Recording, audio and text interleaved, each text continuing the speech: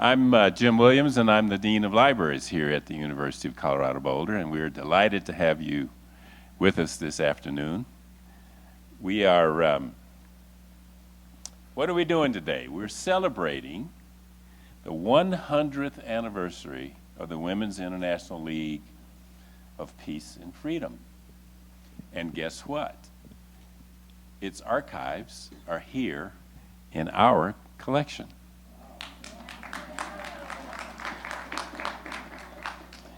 Some of you are probably aware that the League was created in 1915 to achieve world disarmament, full rights for women, racial and economic justice, and an end to all forms of violence through peaceful means.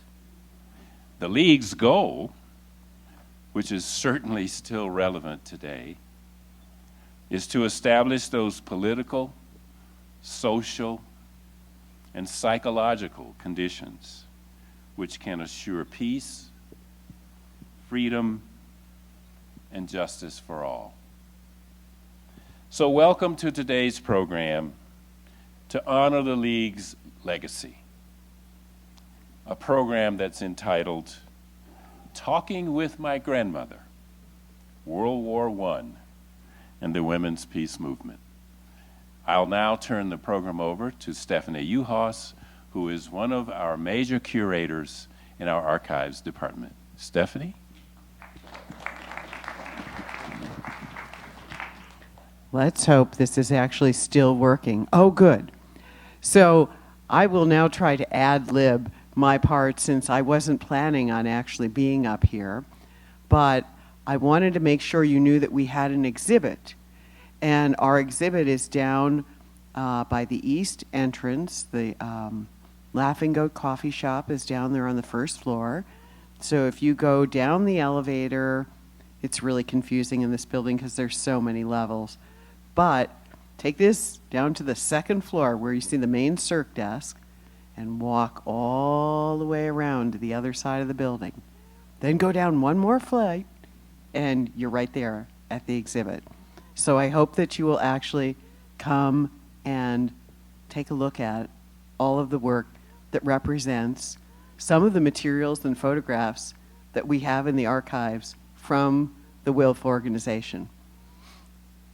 In the meantime, I would like to introduce Anne Marie Poise, who actually received her doctorate in women's history from CU Boulder, and has served as an instructor here in women's studies and history. She's blushing, look at that. But she's been a member of WILPF and involved in the Boulder branch since 1989 and was a key member of the team that created the exhibit. So since she's been so involved, we wanted her to come and specially introduce our speaker for today, Robin Lloyd.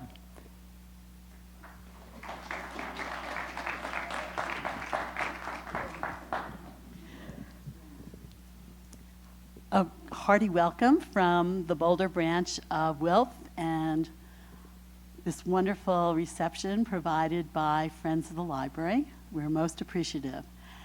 I would like to start and put my historian's hat on before I introduce Robin, just briefly to give you an idea of why we're here today. If we go back to 1970, there was a professor here named Elise Boulding, and she was also the international president of WILPF, and that will stand for the Women's International League for Peace and Freedom. And she asked this archive if they would like to receive the papers of WILPF and house them and care for them and open them to scholars. And Jack Brennan said yes, and as a result, a huge collection, I don't know how many linear feet, arrived here and has kept coming until very recently. So the papers of WILPF, the international WILPF, are here from 1915 to almost the present now. So that's sort of the initiator.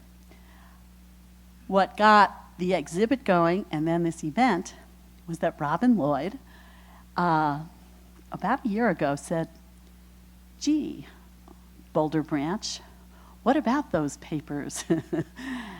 And so I trudged off to the archives and talked to David Hayes. And David Hayes sent me to Deborah Fink, who is about to retire, but she, as always in her creative way, put things together, and suddenly we were thinking about an exhibit. I then met Stephanie Uhas and Andrew Violet. Andrew then and Stephanie and our WILPF team, whom I'll mention in a moment, got together, and Andrew so beautifully made all the photographs and the text for the exhibit downstairs. And we are forever grateful for his patience and his talent and creativity. The Boulder team got together here, and I'd like to acknowledge Kathleen Saunders, Leslie Lomas, Claudia Nasith, and of course the driving force behind it all, Jean Gore, who founded Boulder WILPF with a few other people in 1968. So that, I think, adds up to 37 years. And she will celebrate her 90th birthday in November. Go Jean. And she's still an activist. I think that brings us around, and we got the exhibit up, and then we needed an event, according to Andrew, so we put together something, and Robin Lloyd was available, and she did attend the celebration at The Hague, put on by the International WILPF, and I believe, in part spurred by that, developed this presentation that she is going to share with us today. So all my gratitude to all the people I mentioned. We couldn't have done it without you. Now to Robin. Robin Lloyd is a filmmaker, a peace activist, and I think in general just a social reformer as well. And she has been active in peace for many, many years. And her peace activism has taken many forms. She is a filmmaker. Green Valley Media is her company. She, I believe, filmed the peace train from Europe to the Beijing conference in 1995, the UN Beijing Women's Conference, held by the United Nations. And she's been on the national board and is currently on the national board. No? Okay. She was on the national board. So she's been very active in organizing. She has organized in her hometown of Burlington, Vermont. There is a peace and justice organization there that she helped to found. So she has filmed, and she has organized, and she has taught for peace, and she's gone to jail for peace. She obviously is a very creative and dedicated member of WILPF and just in general in our society. So I'm really excited to welcome her. And she has asked me first to say that there will be a 2-minute video, and we are going to watch that, and then she will start her presentation.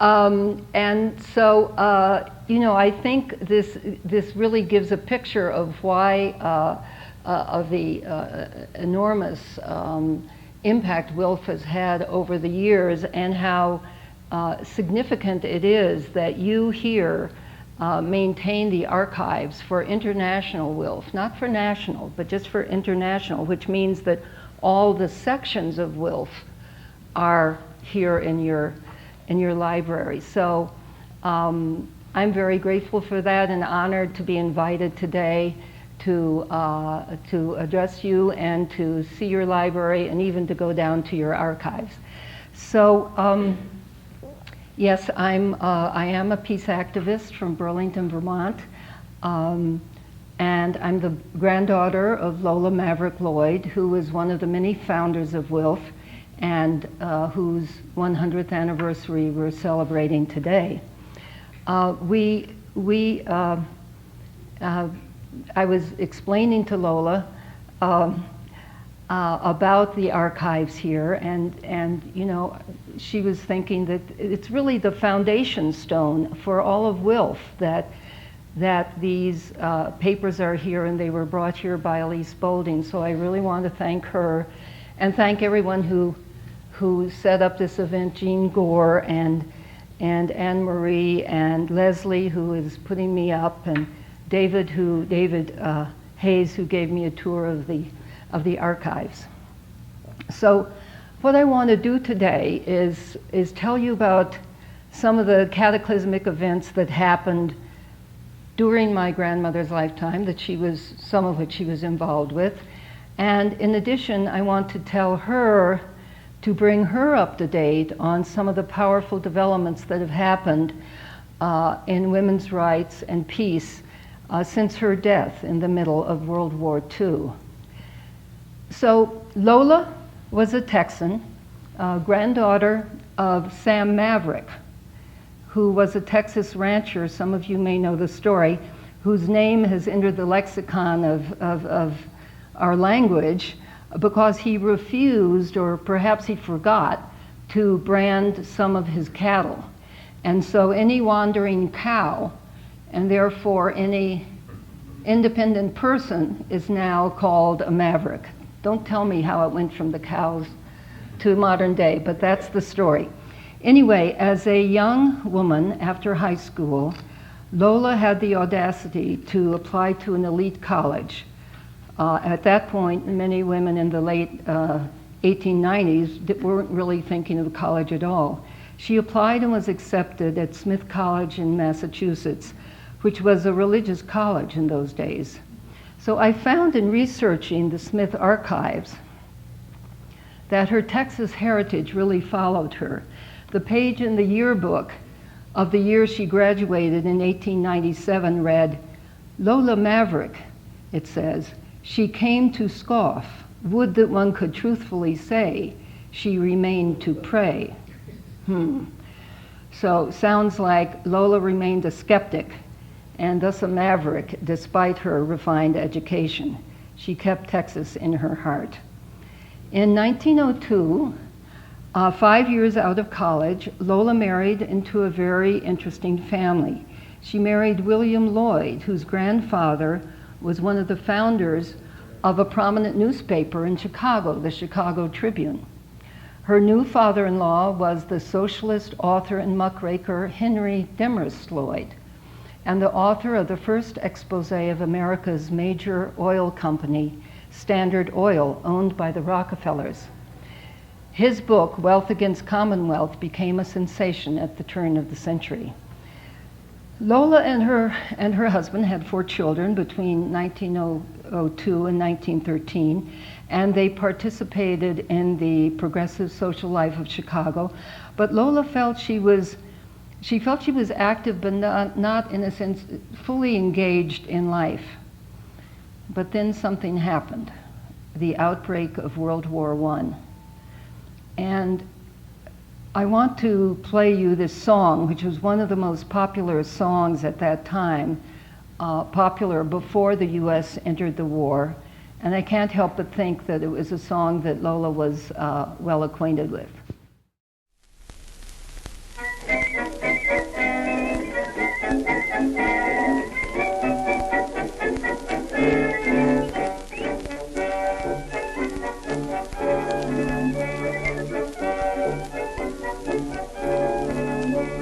10 million soldiers to the war have gone, who may never return again. 10 million mothers' hearts must break for the one who died in vain. Head bowed down in sorrow in her lonely years, I heard a mother murmur through her tears, I didn't raise my boy to be a soldier, I brought him up to be my pride and joy, who dared to place a musket on his shoulder, to shoot some other mother's darling boy. Let nations operate their future trouble, it's time to lay the sword and gun away. There'd be no war today if mothers all would say, I didn't raise my boy to be a soldier.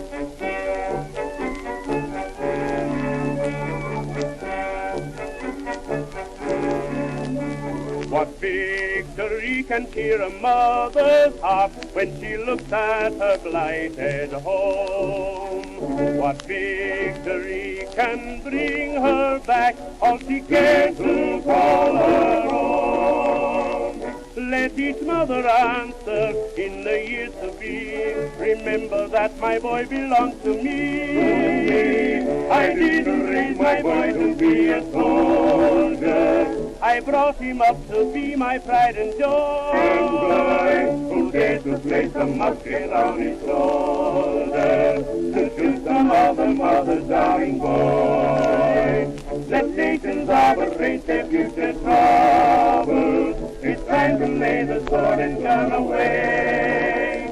There'd be no war today if mothers all would say, I didn't raise my boy to be a soldier, I didn't raise my boy to be a soldier, I brought him up to be my pride and joy, who dared to place a musket on his shoulder, to shoot some other mother's darling boy. Let nations arbitrate their future troubles, it's time to lay the sword and gun away. There'd be no war today if mothers all would say, I didn't raise my boy to be a soldier.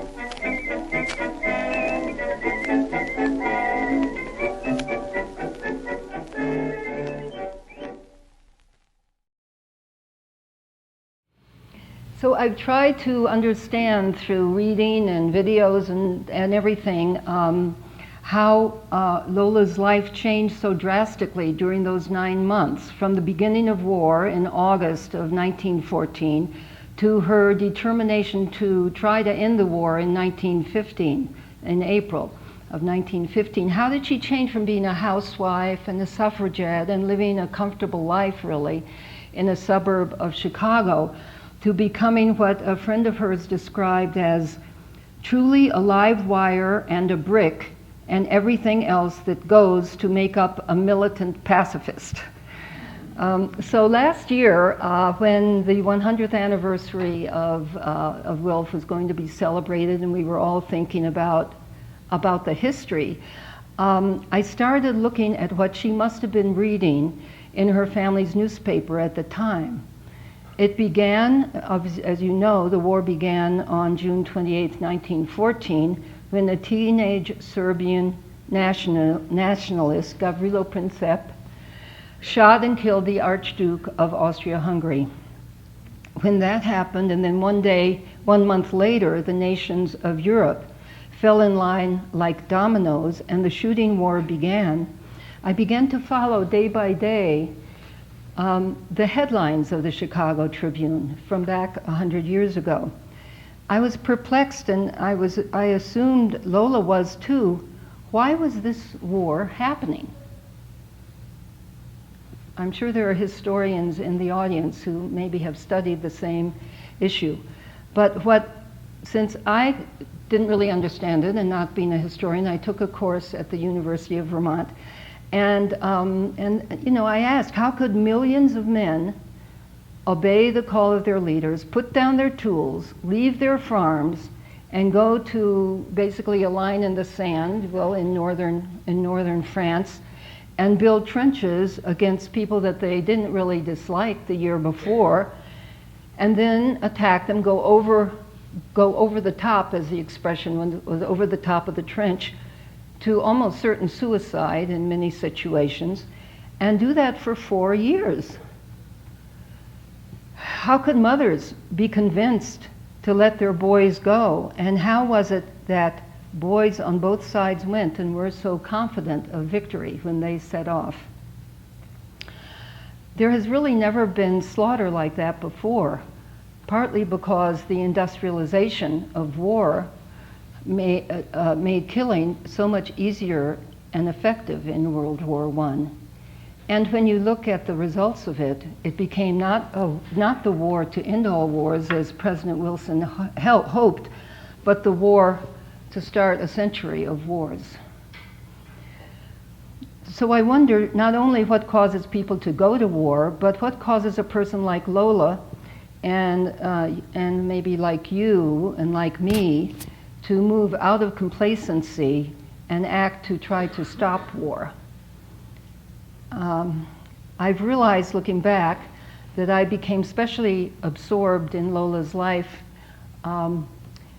ever since I too crossed borders, nowhere near as dangerous as the ones she crossed on the WILPF peace train in 1995 from Helsinki to Beijing. This is a banner we made of the whole trip that we carried whenever we came to a stop. And we were taking part in the biggest women's gathering in history. Were any women here at the Beijing conference of 1995? Ah, good, yes. Incredible event, right? And so during these 20 years, I've sort of been channeling my grandmother. I've developed a unique way of communicating with her. And before we go any further, let me introduce Lola Maverick Lloyd and let her tell her own story. Hello, Lola. How are you? How are you today? Oh, she says she's okay, and she wonders where we are. Well, we're here at Colorado University, where the archives are, the International Archives for the organization you and your friends founded 100 years ago. So we're here to celebrate you as well as celebrate WILPF. So Lola, could you tell me what you were doing on that day when the shooting war began in August of 1914? I know you must have been reading the news in the paper, so. Oh, okay. She says she at that point was working on an article about women's suffrage, and she was extremely upset by the news. She couldn't believe the violence would continue, and at first she had no idea what to do. Well, okay. Well, then tell our audience what led you to take the courageous steps you did, crossing the ocean in the middle of war. Well, she says it was her meeting with the Hungarian peace activist Rosika Schwimmer that galvanized her. And Lola, you'll be interested to know there's a beautiful picture of Rosika down in the lobby of the library here. Lola and Rosika met and joined forces in 1914 and created a friendship that lasted the rest of their lives. So let me tell you a little bit about Rosika. She was a fiery, brilliant Hungarian intellectual from Budapest. She was 2 years younger than Lola, born in 1877. She spoke 9 languages and had traveled and lectured across Europe as the leader of the International Suffrage Alliance. She believed that women should not be kept on the sidelines because they did not have the vote. As an advocate of the dress reform movement, she wore no corset or brassiere, but sported a pince-nez and referred to herself as a very, very radical feminist. She was unconventional in other ways too. Here she is sharing the smoke with Margaret Sanger. the outspoken advocate of birth control who crusaded on the issue that women needed to be able to determine when to bear children. So Rosika was in England in the weeks before the war began. She was one of the few people who knew that the assassination of Archduke Ferdinand of Austria might be the catalyst that would carry all of Europe into war. In her work as leader of the suffrage movement, she traveled in high circles, which was surprising for a woman in those days. She met with David Lloyd George, a liberal British politician, for breakfast on July 9th, just a week and a half after the assassination. He was then Chancellor of the Exchequer, which means really the head of finances for England. He wrote in his memoirs 20 years later, "I remember that sometime in July, an influential Hungarian lady, whose name I have forgotten, called upon me at 11 Downing Street and told me that we were taking the assassination of the Archduke much too quietly, that unless something were done immediately to satisfy and appease resentment between those countries of the Balkan states where it all started, it would certainly result in war with Serbia, with the incalculable consequences which such an operation might precipitate in Europe. However, official reports did not seem to justify the alarmist view she took of the situation." That was July. We know what happened at the beginning of August, the guns of August. So that he was really quite, what? Oh, Lola asks, how could he have forgotten Rosika's name?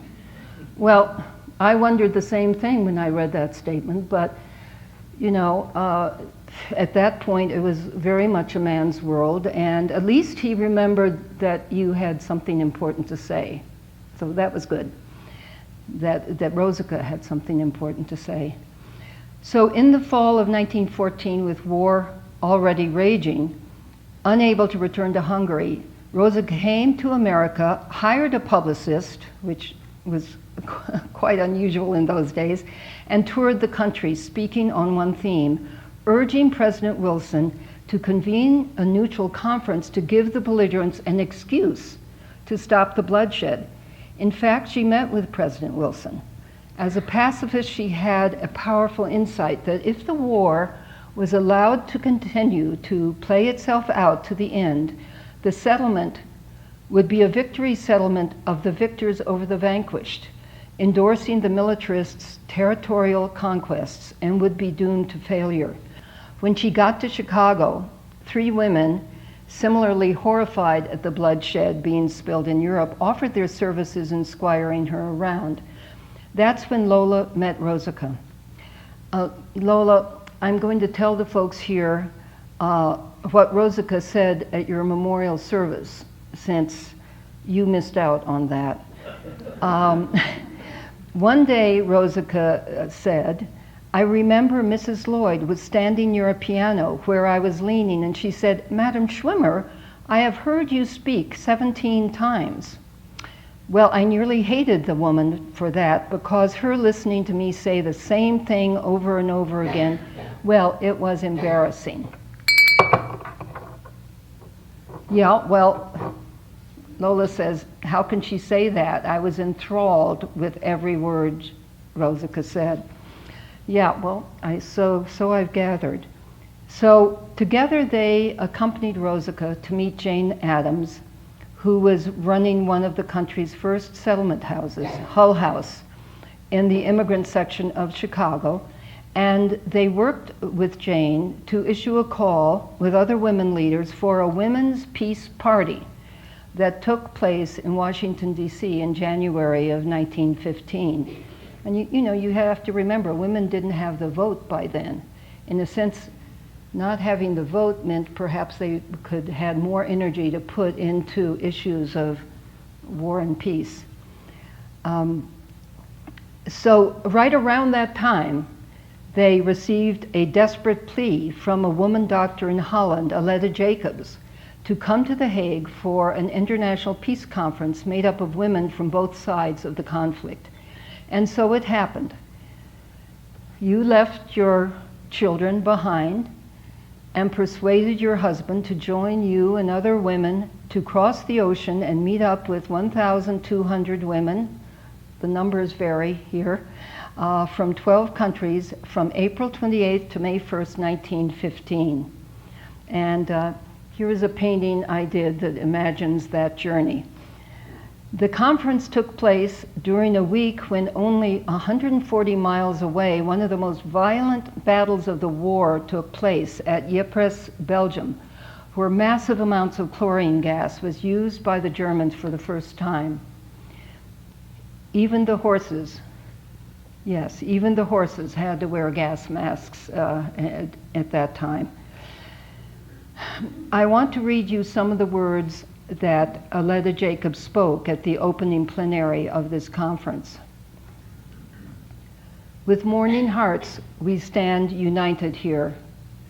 We grieve for many brave young men who have lost their lives on the battlefield before attaining their full manhood. We mourn with the poor mothers bereft of their sons, with the thousands of young widows and fatherless children, and we feel that we can no longer endure in this 20th century of civilization that government should tolerate brute force as the only solution of international disputes. Come and say that to the Republican convention. Anyway, there were 3 days of debate in this huge hall without microphones or simultaneous translators. And what actually came out of the conference? The women worked out a unique form of conflict resolution, calling for a process of continuous mediation to be implemented without an armistice. In other words, without demanding a ceasefire until peace could be restored. And what was remarkable, of course, about this conference was this was a politically powerless group, really, when you look at it, that in this crisis situation took the opportunity to draft proposals for a new international legal system, proposals that really critiqued the systems in power of capitalism and imperialism, and that had gotten the world into the war, and proposals that went far beyond issues directly related to the war. So, but I just want to point out 2 concrete proposals. One, they would hold an international meeting at the same time and same place as the Peace Settlement Conference, that would be Versailles, France, for the purpose of presenting proposals to the conference. Secondly, they decided that they would appoint envoys right then and there to travel to both the belligerent and neutral countries and ask them to actively offer mediation to the combatant countries. I mean, that was a very courageous thing to do. The borders were hard to cross. The disruption in all of these countries at that time was very high. Many wounded men had already returned to the front. Jane Addams talks about the number of men hobbling around on crutches when she was in Germany. It was a very moving time for them. But that resolution was really the most important thing to come out of the conference. Yeah, oh, okay, yes, I have to point that out. Lola wants me to point out that it was Rosica's resolution that she had to work very hard to get passed. And I mean, I remember in your diary, Lola, that you wrote, "We trembled for its fate." I think in retrospect that this decision to visit the capitals was a key part of the conference, to carry the word to the leaders in world capitals. Well, she just wants to point out that if only these male leaders had followed our advice. But you know, you tried, and that was important. And you and your sisters are remembered to this day for your efforts. I like this photo of the U.S. delegation at The Hague. But one thing that amazes me is that every woman there is wearing a hat. There you are in the middle, upper middle with a white hat on your head, and I'm just wondering oh, okay. She says, yeah, well, we all arrived with our hat boxes, that it was in a sense a symbol of class and of wanting to be accepted by the powers that be. But let me ask you another thing. There you were with war raging around you, and I read in your diary that you and other women took time to visit the tulips outside Amsterdam.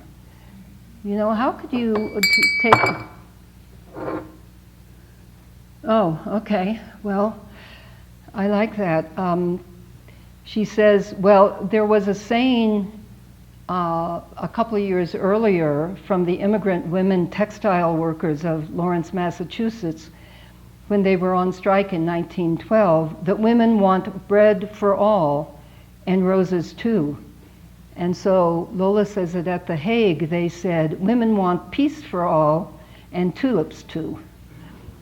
So Lola, you went with Jane Addams and others to Germany. Rosika went to the Scandinavian countries, but all to no avail, even though one head of state said, these are the most sensible words I have heard spoken in this room for 6 months. Lola, would you mind telling the audience what happened to your marriage? You were working so hard for peace. How did your husband react? Well, it's hard for her to talk about. She doesn't want to say, but if it's okay, I'll just tell a bit of the story. Her husband accompanied her on the boat to the conference, but he ran off with another peace activist to Sweden. I can never forgive him for that. Here was his wife, stepping out into a most unusual and intense public forum where he should have been supporting her, and she didn't even know where he was. She had intense migraines during the conference. She initiated divorce proceedings against him on her return to Chicago. But Rosika and Lola were not going to give up trying to stop war. 7 months after the Hague Conference, after they went in April of 1915, Rosa convinced the millionaire auto manufacturer Henry Ford to sponsor another ship to carry delegates to an unofficial peace conference in Europe. Many more books have been written about the Ford peace ship than about the WILPF ship in April, but it was equally unsuccessful. Rosika hoped Lola would join the expedition, but because her divorce was being settled, she was afraid that her husband would charge her with neglect of her children. When Henry Ford heard that, he persuaded Lola to bring her 3 children, including my father. He was 7 at the time, and he remembers what great fun they had exploring the ship as the adults discussed and argued about how to make peace. And luckily, no German submarine happened to hit that boat.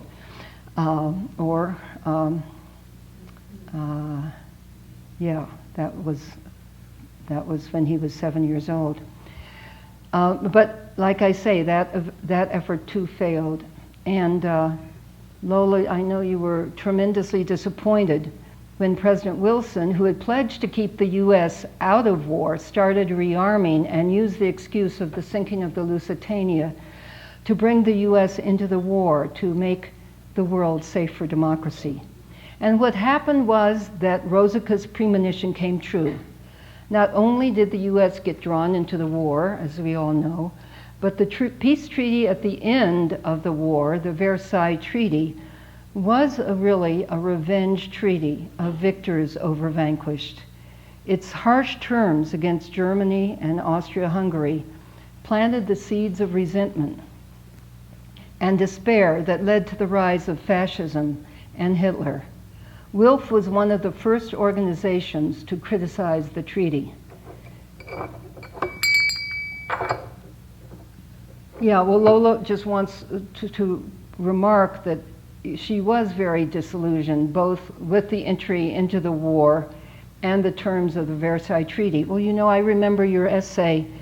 She wrote, "How stupid of us to expect wise plans for world peace from a group of government officials trained in the school of war."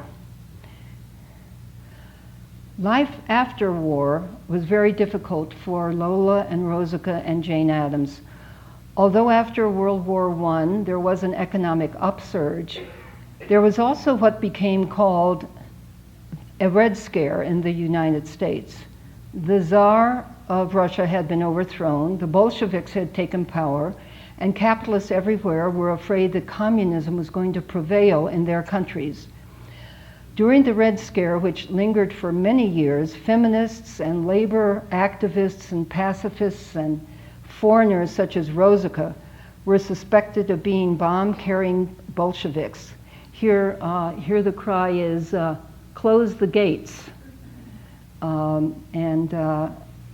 taken from a newspaper. It looks, you know, the same themes reverberate in American history, don't they?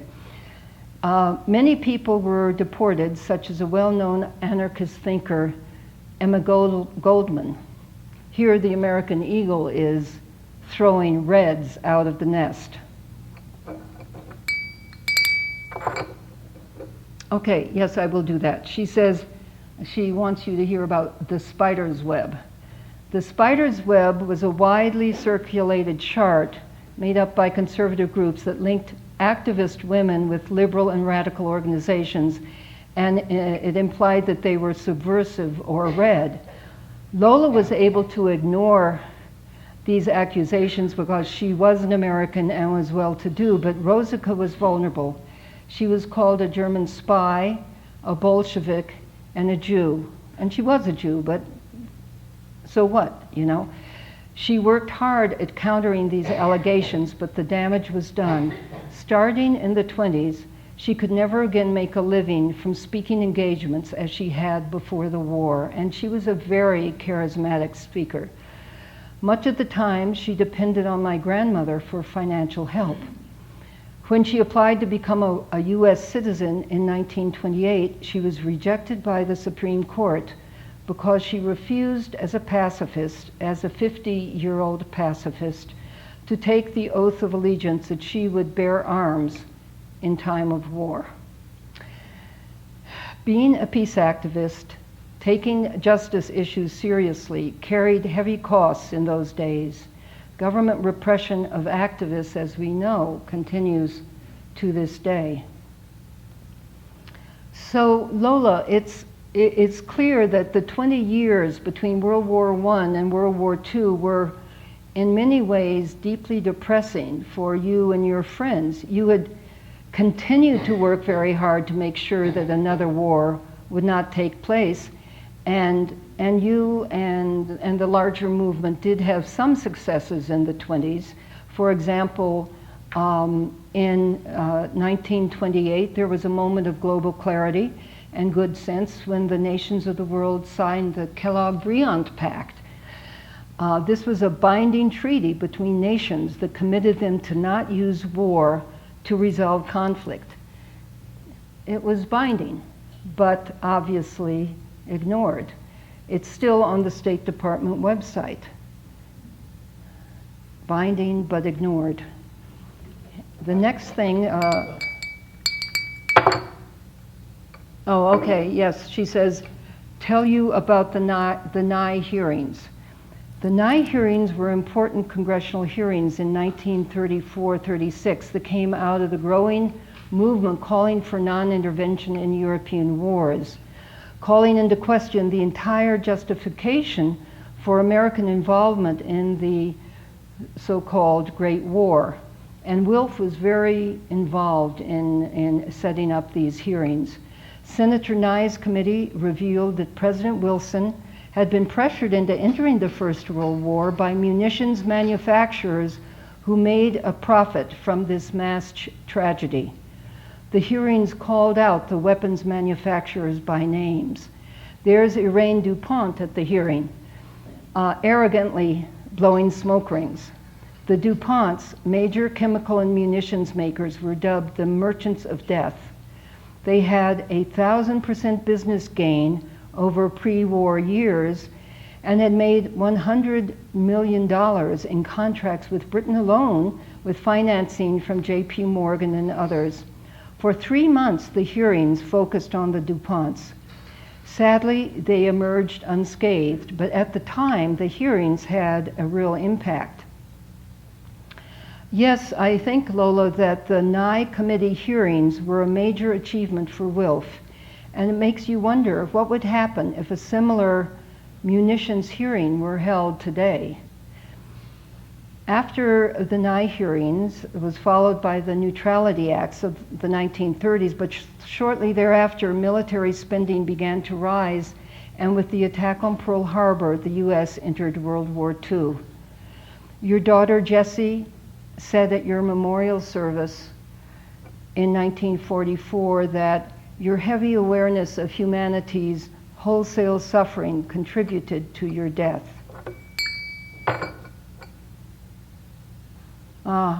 She said, yes, and sadly, the death of so many others, both from the war itself and from depression at the cruelty and suffering that they were aware of, either living with or reading about or hearing about. Lola, I have something else I want to tell you, and this is hard to let you know because it's something that affected all of humanity right in the year after you died. The U.S. dropped 2 nuclear bombs on Japan in 1945. What? Albert? Oh, you mean Albert Einstein. She was a friend of Albert Einstein's. Did he know about it? Well, he was horrified about it. He had helped build a bomb, but he certainly did not expect it was going to be used in that way. And so he... Were any women involved? Well, no. Very few were involved in the making of it, and not even Bess Truman, the president's wife, had any inkling that they were actually going to be dropped. It was a patriarchal way of thinking. Weapons are men's business. I really think, Lola, that it's time we change that way of thinking.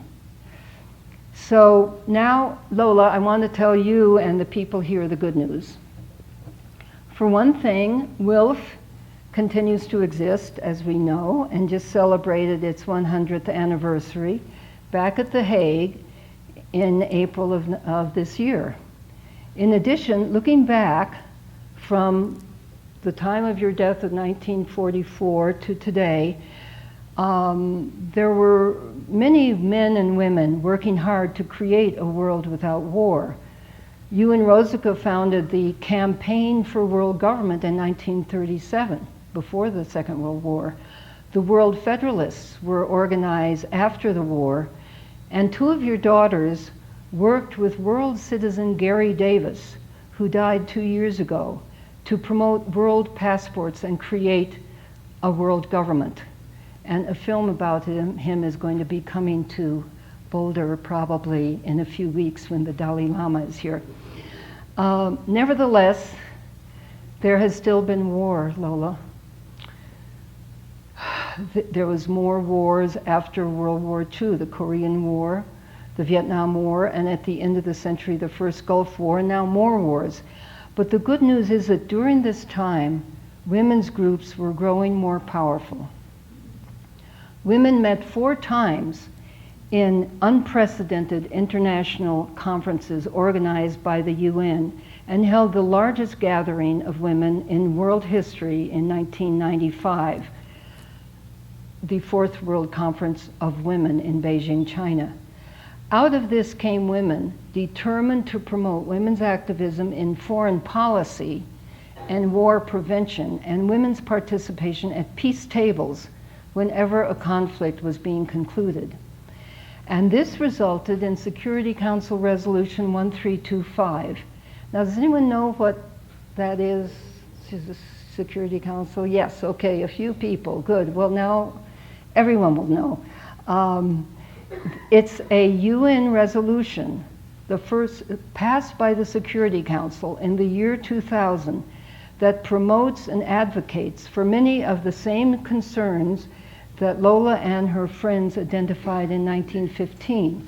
What we call, a simple way to remember it is the 3 Ps: for women to work, to be given more empowerment to work to prevent war, to be protected during war, and to participate in determining peace settlements.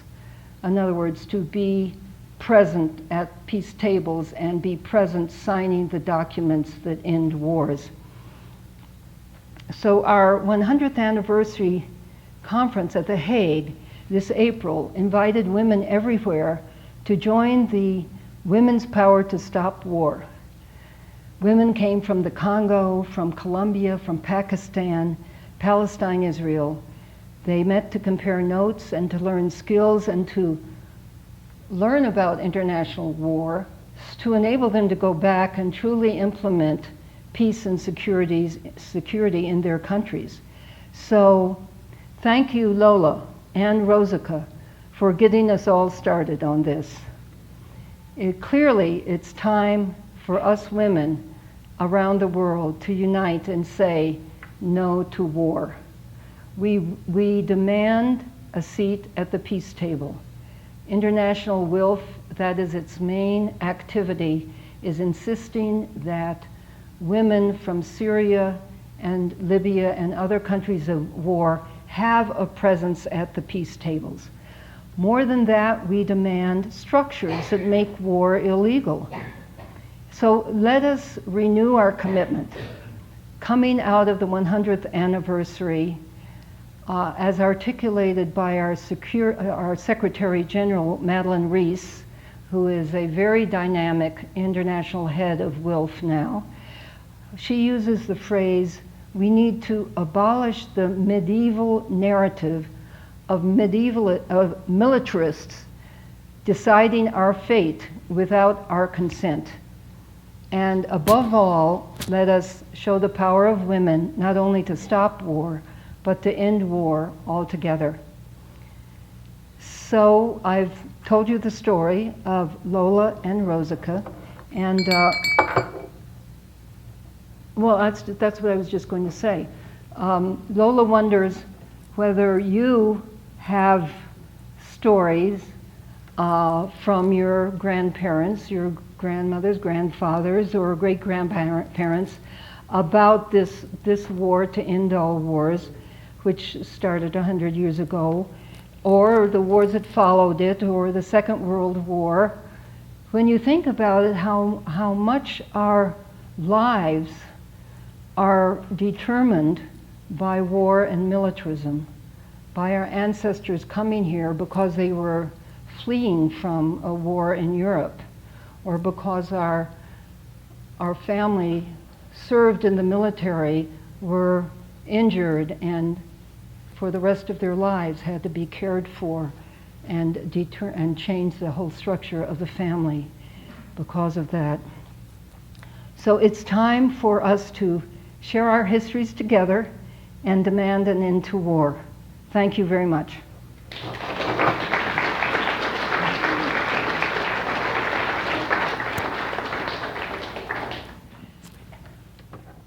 Hi. I do have personal stories, but rather than go immediately to that scenario, a few things that came to mind.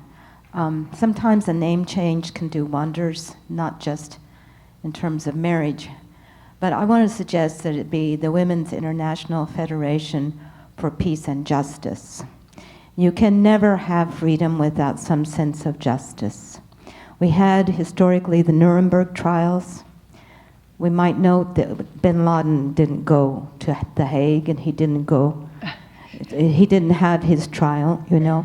We are now the largest, most militarized country on earth. And the Union of Concerned Scientists has recently said that, and some of those scientists, I hope and assume are women, have said that we're closer than ever to nuclear war. And I'm jumping around a bit, but I joined the Peace Corps in 1966. And I wasn't aware then that the Black Panthers were also formed in 1966. And there was a wonderful program on Fresh Air by Terry Gross on the history of the Black Panthers and how initially they really were trying to have peace with justice, some sense of justice.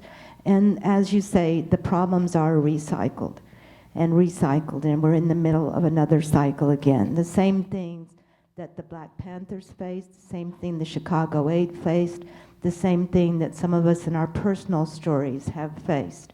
So just don't forget that it's without a sense of justice, without some sense of recourse, whether personally or as a nation or as a planet, then you can't have any sense of freedom. That's all. Yeah, well, thank you. Many peace centers around the country are peace and justice centers. Certainly in Burlington, that is true. And freedom, I think, was an unusual phrase to use then. And you could sort of turn it around and say, without freedom, justice really can't be articulated fairly, because freedom involves each person being able to have human rights. But, I mean, all of them are, it's sort of quibbling with words, but I don't know that there's any likelihood of changing the name. And from the word league to federation, league is a kind of outmoded word now too that isn't used that much. But I kind of think we're stuck with it. It's WILF. Sometimes I say dancing with WILFs to try to loosen up the wording of it. But anyway, thank you for your contribution. Anyone else over here?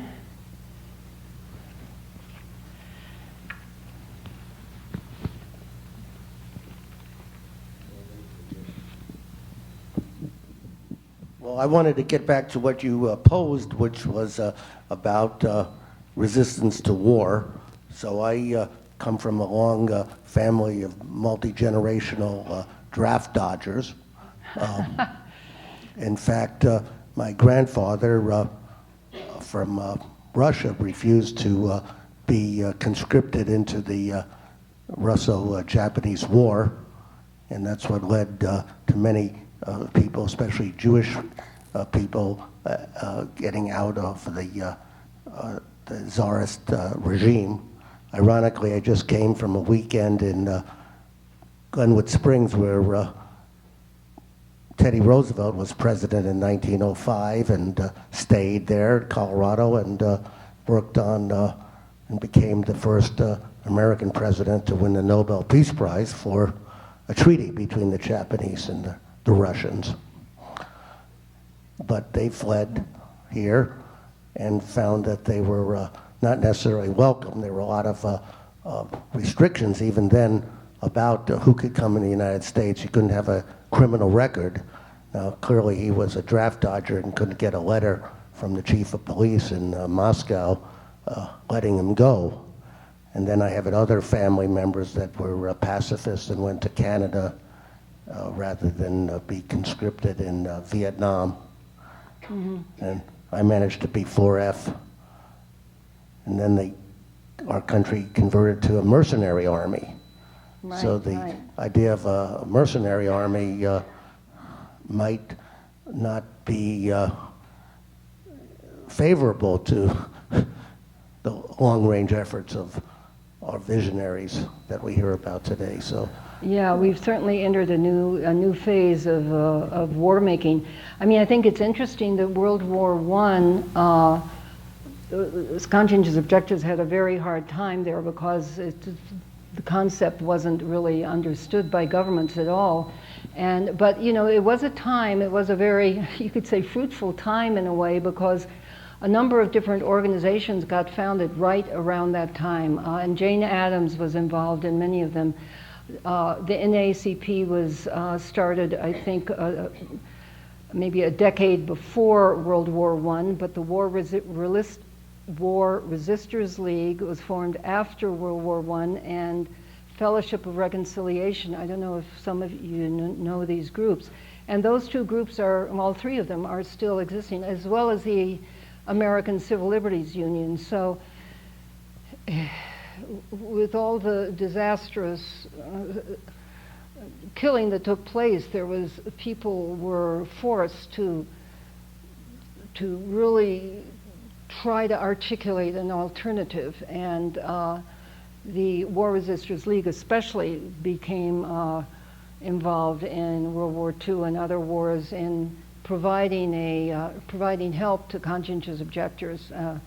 My dad was a conscientious objector in World War II, and we lived in California where he was fighting forest fires. They still are forest fires, I understand. Any other questions? Yes.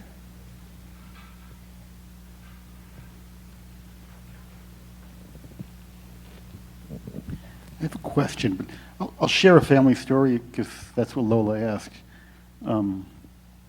I have a great uncle who told me the story that he was drafted into the U.S. Army in World War I and realized it wasn't for him, and so he proudly told me how every day at lunchtime he ate a cigarette and then went into the canteen and threw up.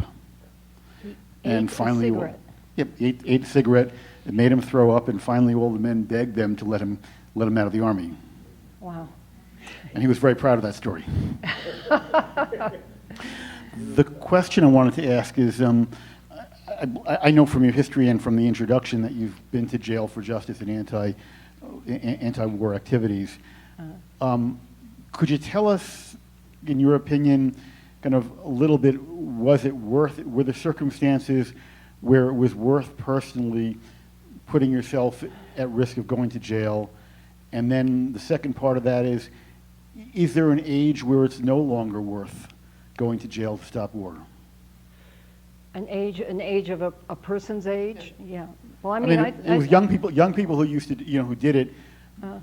But I guess the question is, looking around, is it okay for us to all sit and just leave it to the young people to fight? Well, no, I mean, I think retired people are the ideal people to go to jail. And my experience was with the School of America's Watch in Columbus, Georgia, at Fort Benning, where soldiers from Latin America are taught in counterinsurgency techniques, and for a while even they were using a sort of torture manual to train them how to torture people in Latin America. This Maryknoll priest, Roy Bourgeois, who had worked with the poor in Bolivia, just became so upset at the existence of this school because he saw in Bolivia its effect of these soldiers coming back and oppressing the people, that he started a movement that goes on today. It started in '89 on the anniversary of the murder of the assassination of 6 Jesuit priests in El Salvador by the army who had been trained at Fort Benning. And in my year, which was 2005, there were 38 people who crossed under the fence.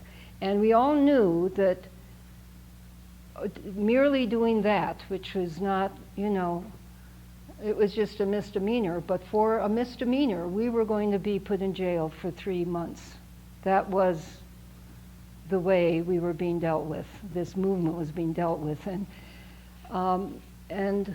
But we all felt Bush had just been elected a second time and sort of felt, well, why not have a new life experience in prison and be away from all the details, the sad details of the second Bush administration, and so I was in a very nice prison in Connecticut, in Danbury, Connecticut. It's up on a hill, and it was more a prison camp for 3 months. So for me, it was a worthwhile experience to do that, and whether individually it had that much meaning, I think the fact that that movement still continues and people are being invited this November to again go down to Fort Benning and again to protest that training center. You know, as Martin Luther King says, the arc of justice is long, but someone help me here. The arc of justice is long, but will eventually prevail. It bends towards justice. It bends towards justice. Okay, there. It bends towards justice. So, you know, I feel right now there's an incredible resurgence in America, actually, despite the sort of bizarre antics of the Republican candidates for president and their sort of vision of this other America. But the movements, the Black Lives Matter movement, the environmental movement, I mean, young people are, maybe there are not too many of them here today, but I think they are really thinking and really working and turning out perhaps like for Bernie Sanders, who comes from Burlington, Vermont. It's now called Bernieville by some people. And I think the next year is going to be very interesting. It may overturn a lot of, you know, pundits' expectations about what Americans really want and believe in. At least I'm hopeful. Any other thoughts or comments? Yes. I just wanted to tell you about my grandmother. It's a perfect place to honor her. And she was an intellectual pacifist in Denver. She was responsible for the original child labor laws in Colorado. She started the community chest, which then became United Way. And she wouldn't let her son go to war, my father. And when my brother and I, her grandkids, were young, she started teaching us Esperanto because she felt that that was the way to end war if we could only all speak the same language. Thanks for the opportunity. That's beautiful. Yeah, unfortunately, Esperanto hasn't continued to catch on. Are there any other questions? I wanted to make a comment about U.S. WILPF and Boulder, the Boulder branch, and hope that the Boulder branch will thrive, because U.S. WILPF, we have just recently hired a staff person. We've been existing for about a year and a half with only an office manager in Boston. And so we've hired a woman who I haven't met yet, but everyone who has says is very good. And we're having we're calling it a program retreat, actually next weekend in Des Moines, where our president is head of Des Moines WILPF. I don't know if any of you know Mary Hansen Harrison, very dynamic woman, who I think is going to run again for the next 3 years as president. Jean Gore was president back in the 90s, and so she knows how arduous that task is. But at this program meeting, if you go on the WILPF website, you'll see that there are what we call issue committees. And what we want to do is strengthen our issue committees relating to disarmament, to relations with Cuba and the Bolivarian Revolution, to corporate responsibility and racial justice.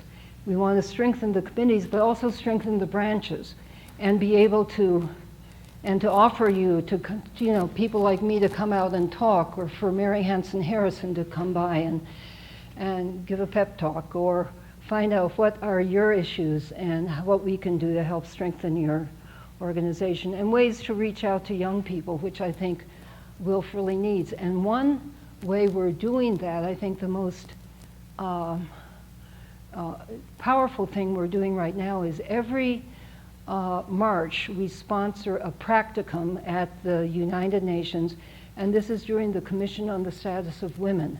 So women come from all over the world, and these young women at the practicum who come from U.S. colleges are there meeting and seeing women and hearing what their issues are, And hopefully maybe they get credit at the college for doing that.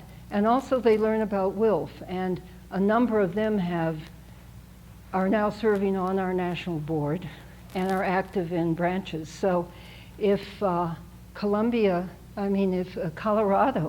wanted, and you, through your Peace and Conflict Department, wanted to look into applying, that would be very wonderful, because I think that student might come back and really want to be involved with your WILF branch.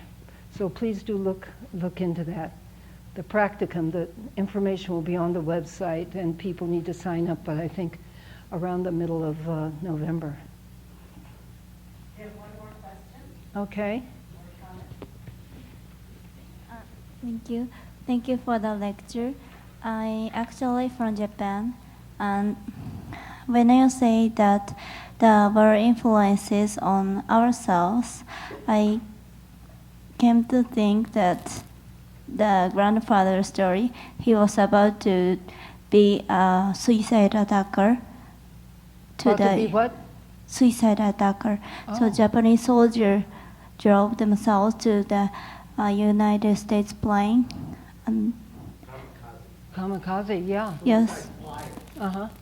But before the flight, he cut his finger, and then he cannot drive very well, so he was excluded from the list.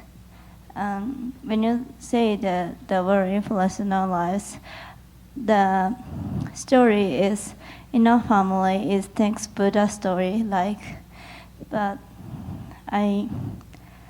I came to think that if he died in the war, being a suicide attacker, then I would not born and here lecturing here.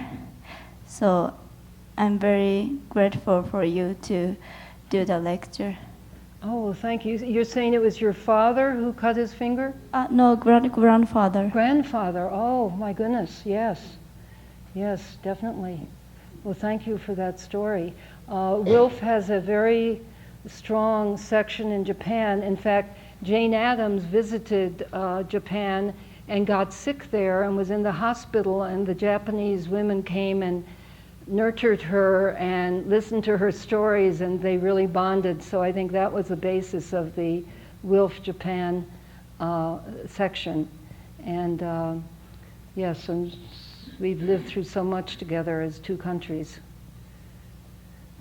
Well, okay, thank you all. Thank you all for coming.